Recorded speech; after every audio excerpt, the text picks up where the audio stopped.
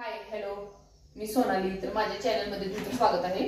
तर आता आज मी बनवून दाखवणार आहे तुम्हाला साबुदाण्याचा पराठा. तर साबुदाण्याच्या पराठ्यासाठी आपण इथे घेतलेला आहे भिजलेला 1 वाटी शाबू. रात्री मी भिजवून घातलं होतं. 1 वाटी शाबू घातलेला आहे आपण. त्याच्यामध्ये मिक्स करायचं आहे. 1 वाटी शाबू आहे तर एक छोटासा बटाटा या प्रमाणात तुम्ही मिक्स करू शकता. एक छोटासा बटाटा या प्रमाणात मिक्स केलेला आहे. आणि त्याच्यानंतर आपल्याला ऍड करायचं आहे हिरवी मिरची आणि जिरे याची पेस्ट आहे. आणि त्याच्यानंतर वरून थोडेसे जिरे पण ऍड करायचे आहेत आपल्याला. त्याच्यानंतर थोडंसं चवीनुसार मीठ आणि जो शेंगदाण्याचा कूट असतो तो शेंगदाण्याचा कूट, हे सर्व आपल्याला आता व्यवस्थित मिक्स करून घ्यायचं आहे. असं व्यवस्थित एकजीव करून घ्यायचंय म्हणजे याला चिवटपणा येईल.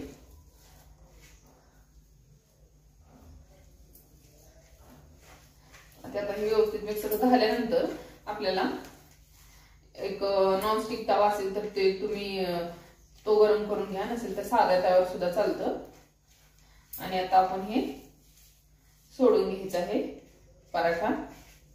आता हे जे मिश्रण आहे ते अगोदर आपण 10 मिनिट असं ठेवून द्यायचंय म्हणजे सर्व एकजीव होईल. आणि त्याच्यानंतर ना आपण पराठा बनवून घ्यायचा याचा. आता इथं आपला तवा व्यवस्थित गरम झालेला आहे. याच्यामध्ये आता आपण तेल टाकून घ्यायचं आहे. तुमच्याकडे तूप असेल तर तुम्ही तूपही टाकून घेऊ शकता. आणि त्याच्यानंतर आता आपण जो काय पराठा बनवलेला आहे ते याच्यामध्ये टाकायचा आहे.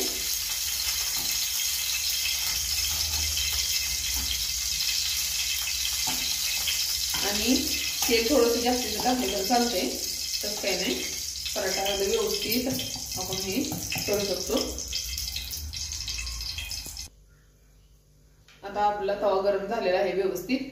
आता साधारणतः एवढं असं मी घेतलेलं आहे. आणि ह्याच्यामध्ये असं आपण पसरवून घ्यायचं आहे व्यवस्थित. आणि पराठा आता आपण असं व्यवस्थितपणे थोडासा प्रेस करून घेतलेला आहे याला तव्यावर टाकून. तर आता हा 2-4 मिनिटं याला वाफ द्यायची आहे आपण. आणि ही बाजू पलटून टाकायची आहे आपण.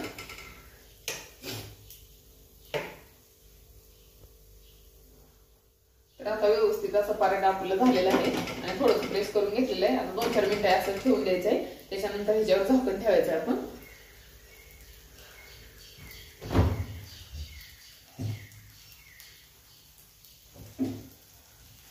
आणि वरून अशी थोडीशी कोथिंबीर मी टाकून घेतलेली आहे. आणि ह्याला असं थोडंसं प्रेस केलेलं आहे. आणि त्याच्यानंतर ही व्यवस्थित तळून झाल्यानंतर ह्याला आपण पलटी मारायची आहे.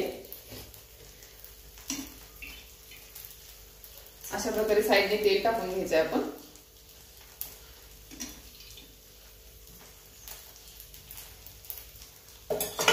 आणि ह्याला आता एक ताट झाकायचं आहे आपण.